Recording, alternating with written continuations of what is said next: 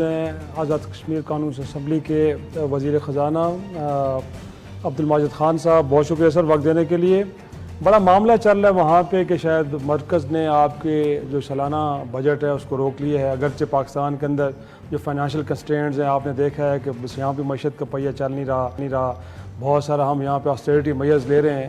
تو یہ وجوہات ہیں یا آپ کو لگ رہا ہے کہ کہیں نہ کہیں پولیٹیکل وکٹمائزیشن ہو رہی ہے, کیونکہ مرکز میں اب ایک اتحادی حکومت ہے اور آزاد کشمیر کے اندر پی ٹی آئی کی گورنمنٹ ہے, وجوہات کیا ہیں سر, کیا بتایا گیا آپ کو مرکز کی جانب سے؟ دیکھیں جی, گزارش میری یہ ہے کہ اس میں تو کوئی شائبہ نہیں ہے کہ پاکستان کے اندر فائنینشیل کنسٹرینٹس ہیں, اور میرا خیال ہے اہل کشمیر نے ہمیشہ پاکستان کے فائنینشیل کنسٹرینٹس کے اوپر سیکریفائز کی ہے. جب منگلہ اپریزنگ کا معاملہ ہو, جب آپ کو بجلی کا معاملہ ہو, یا کوئی بھی پاکستان کے اندر معاملہ ہو, کشمیریوں نے ہمیشہ پاکستان کے لیے سیکریفائز دی ہے اور ساری زندگی دیتے رہیں گے. گزارش میری یہ ہے کہ یہ جو بجٹ کے بارے میں آپ نے بات کی, ہمارا اور حکومت پاکستان کا ایک فائنینشیل ایگریمنٹ ہے. جیسے آپ کے پروونسز لیتے ہیں NFC کے تحت حصہ, ہم لیتے ہیں اس فائنینشیل ایگریمنٹ کے تحت. یہ 2018 میں ریوائیو ہوا, پہلے یہ 1992 میں تھا. تو اس کے تحت ہمارا ایک شیئر ڈٹرمن کیا گیا, اور وہ شیئر اس طرح ڈٹرمن کیا گیا کہ جو فیڈرل ڈویزیبل پول کے اندر ایکسپیکٹڈ شیئر ہوتا ہے اس کا 3.64 ہمیں دیا جاتا ہے. اس کی کیلکولیشن جو انہوں نے کی ہے, جیسے ہم اتفاق نہیں کر رہے, جو ان کی کیلکولیشن ہے اس کے مطابق ہمارا اس مالی سال میں جو آنے والا ہے وہ 74.320 ارب روپے بنتے تھے. ہمارے لیے سب سے سرپرائزنگ بات یہ ہوئی کہ مفتاح اسماعیل صاحب نے 13 مئی کو ایک میٹنگ بلائی اور 14 مئی کو منسوخ کر دی. ہمیں NEC میں نہیں بلایا, ہم سے کوئی ڈیلیبریشن نہیں کیا, ہم سے کوئی ڈسکشن نہیں کیا, ہمیں یہ نہیں بتایا گیا کہ ہم کیا دے رہے ہیں اور کیا لے رہے ہیں. All of the sudden WhatsApp کے اوپر ہمیں ایک میسج بھیج دیا اور کہا جی واٹس ایپ پہ کہ آپ کو ہم 60 ارب روپے دے رہے ہیں, اور 14 ارب روپے جو ان کا شیئر تھا جو انہوں نے ہمیں دینا تھا اس کے اوپر انہوں نے ہمارے ریکرنگ بجٹ کے اوپر کٹ لگا دیا. اب میں آپ کو تھوڑا سا یہ بتاتا چلوں کہ یہ ریکرنگ بجٹ ہے سیلریز کا پیسہ, پینشن کا پیسہ, ویٹ پریکیورمنٹ کا پیسہ, ایمرجنسی میڈیسنز کا پیسہ. اب آپ نے جی اب جب شہباز شریف صاحب یہاں حکومت میں آئے تو انہوں نے آتے ساتھ اعلان کیا پارلیمنٹ کے اندر کہ ہم ڈسپیرٹی الاؤنس دے رہے ہیں. بلیو کیجئے کہ ہم نے یہ کہا کہ ہم یہ ڈسپیرٹی الاؤنس جا کے جولائی میں دیں گے جب ہمیں نیا بجٹ ملے گا, ہمیں وہ پیسہ نہیں دیا گیا. پھر ابھی انہوں نے سیلری رائز کیا 15% اور پینشن رائز کیا 5%.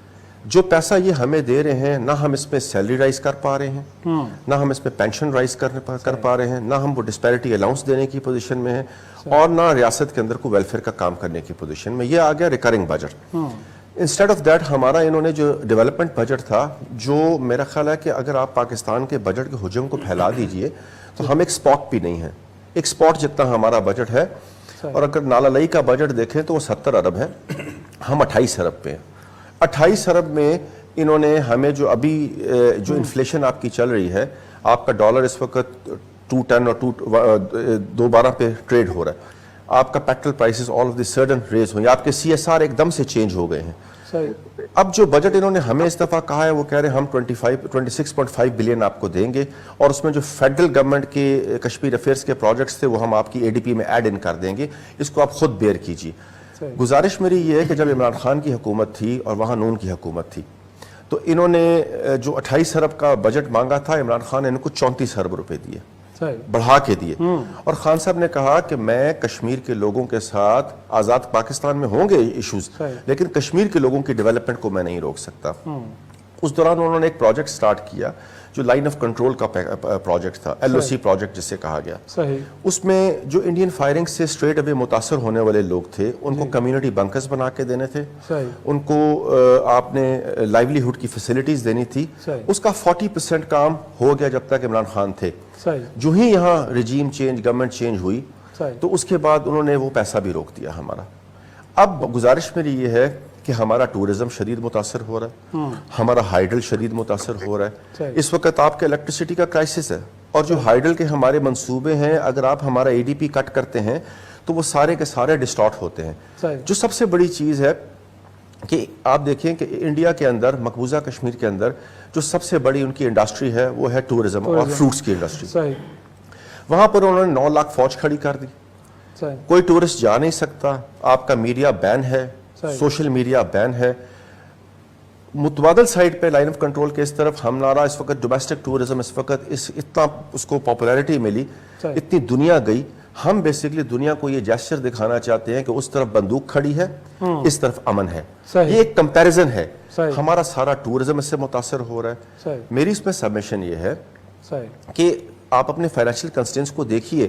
کیا پنجاب کا بجٹ ابھی پیش ہوا, اس میں انکلوژن ہوا؟ سندھ کا بجٹ پیش ہوا, اس میں انکلوژن ہوا؟ کیا صرف آپ کے فائنینشیل کنسٹرینٹس جو ہیں وہ آزاد کشمیر کا بجٹ کٹ کر کے, گلگت بلچستان کا بجٹ کٹ کر کے, یا فاٹا کا بجٹ کر کے پورے ہوتے ہیں تو ہم ایک دفعہ پھر پاکستان کے لیے قربانی دینے کو تیار ہیں؟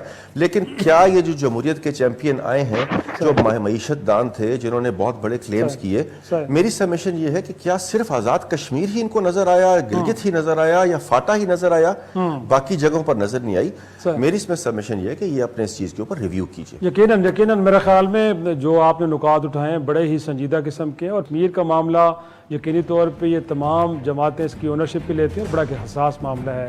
اور اگر اس طرح کے کوئی اقدامات لیے جاتے ہیں جس کے اندر ایک ڈسکرمنیشن کا ایلیمنٹ پرومیننٹ ہوتا ہے, تو یقینی طور پہ سوال اٹھیں گے. ایک چھوٹا سا بریک لیتے ہیں, اور بریک کے بعد جاننے کی کوشش کریں گے کہ اس حوالے سے جو کنسرن شو کیے جا رہے ہیں ان کو سنجیدگی سے سنا بھی جا رہا ہے, ایڈریس کرنے کی کوشش بھی ہو رہی ہے کہ نہیں ہو رہی. ایک چھوٹے سے بریک.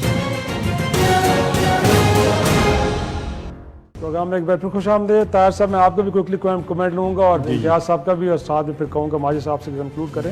کیوں ایسا ہے کہ وہ لوگ کہ جو انفیکٹ پاکستان سے محبت کرتے ہیں, مین سٹریم ہونا چاہتے ہیں, بٹ ہم کچھ ادروائز میسیجز دیتے ہیں, یہ رویے کب ختم ہوں گے آپ کے خیال میں؟ یہ رویے ختم اس لیے ہونے چاہیے کہ وزیر صاحب نے جو دلائل دیے ہیں اور بڑے آرگومنٹس میرے خیال میں وہ ٹھیک لگتے ہیں, مناسب لگتے ہیں, اور اس نے لڑائی والی بات بھی نہیں کی ہے.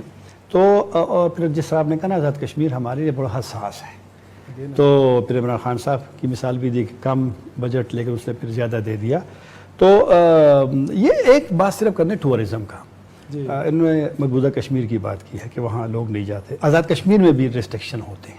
جی ہاں, وہ کچھ میں اس لیے یہ نقطے ڈسکس کرتا ہوں کہ ہمیں بھی دیکھنا پڑے گا. جس طرح گوادر کو ہم نے بالکل ایک, وہاں پر پاکستانی بھی نہیں جا سکتا, بالکل ایئرپورٹ پہ آپ کے پیچھے آتے کہاں جا رہے ہیں, کون ہے آپ, بلکہ وہ مولوی ہدایت اللہ صاحب کہتے ہیں کہ 100 مرتبہ تو ہم لوکل ان کو پاسپورٹ وہ دکھاتے ہیں. تو آزاد کشمیر سیاحت کا مرکز ہے, اور لہٰذا ہمارے لوگوں کو سوچنا پڑے گا. ہم نے 50 ممالک کو آن ارائیول ویزا اس وقت دے دیا جب پوری دنیا دے دیا تھا. اب آپ کے پاکستان کون آئے گا؟ بالکل. لوگ کہیں کہ میں یہاں کی وجہ بنگلہ دیش کیوں نہیں جاتا, کہ وہاں ان کو سب کچھ مل جاتا ہے.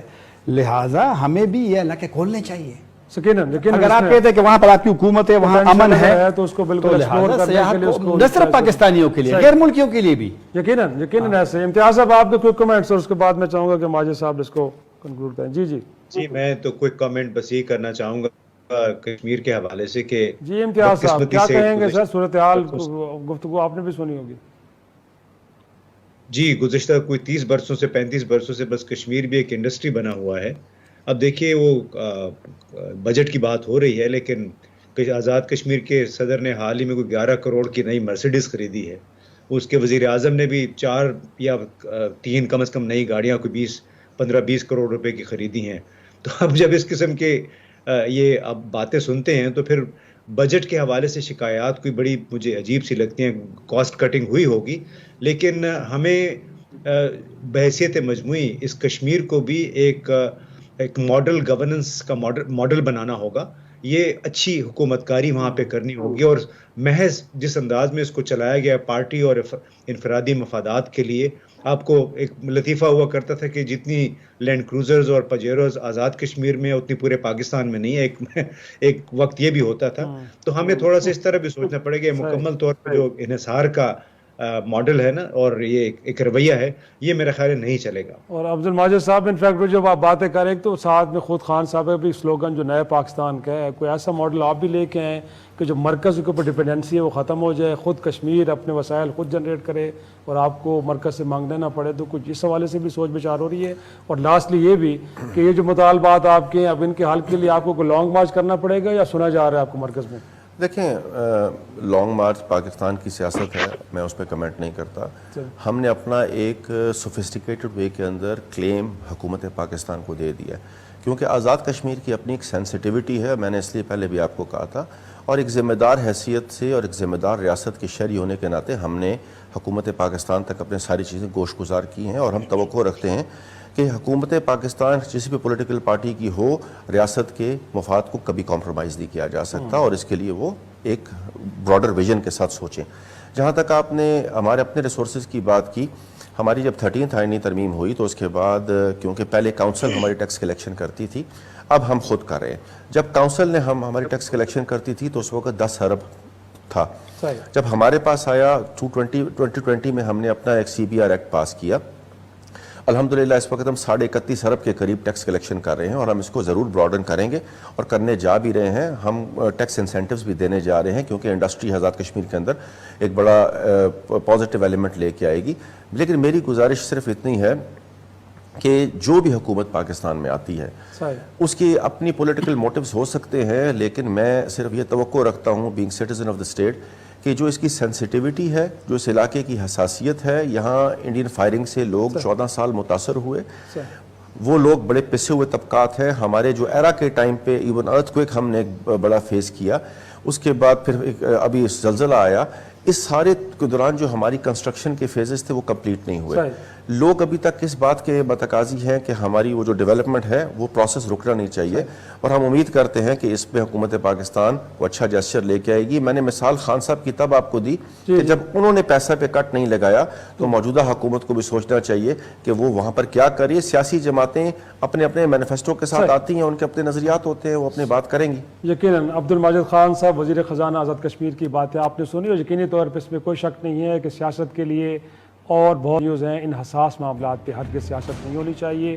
اگر کنسرنز بڑے جینون ہیں تو ان کو سننا بھی چاہیے۔ ناظرین، آج کا شو یہیں ختم کرتے ہیں، اجازت دیجیے، خدا حافظ۔